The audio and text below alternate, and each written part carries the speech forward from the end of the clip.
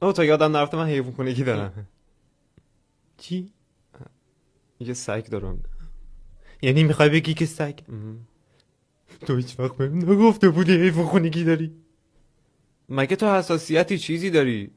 بچم ضد حساسیت را؟ نه مسئله اون نیست، فقط تو هیچ وقت بهم نگفته بودی سگ داری.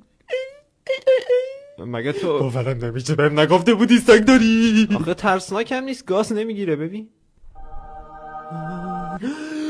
یا خدا این چیزی کچی هاپوی کجا باجالو اوی دون داره. خدای من نگاش بکن چششو دامیتگو میخوره. خدا دستشو که پسر خوبیه.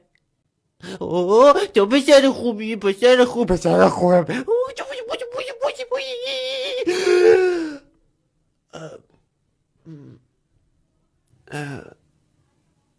ببخشید. اوکی. سگ دوست دارم. متوجه شدم.